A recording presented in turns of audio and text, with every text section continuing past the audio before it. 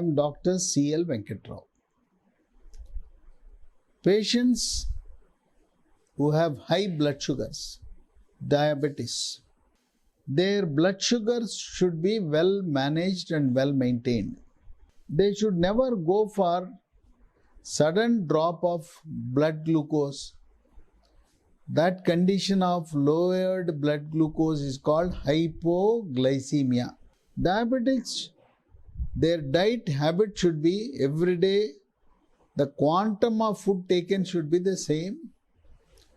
The exercise done should be the same.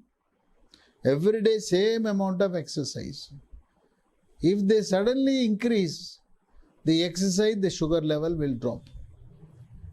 Then diabetics should not go for religious fastings. If they go for religious fastings, then the sugar will drop. Diabetics should never ever drink alcohol, whether it is beer or whiskey or rum or brandy or gin or wine, anything. This leads to sudden drop in the blood sugar level. Similarly, smoking also is not good.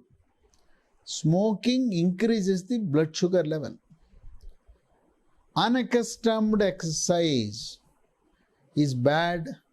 The blood sugar level drops. If the blood sugar level drops below 70, it is called hypoglycemia. All diabetics patients must have glucometer at their home. You should not depend on the laboratories. If the blood sugar is about to drop, you can check on your own and see what is the sugar level. This glucometer to check the sugar at your house, it is very cheap. It is only 750 rupees. Available at all the medical shops. What are the symptoms of hypoglycemia or dropping blood sugar levels? It produces severe thirst, hunger, sweating, giddiness, blurring of vision, sweating of head, palms and soles, and the heart rate will increase, the pulse rate will increase, and they become drowsy. If the blood sugar level drops below 50, they may become unconscious.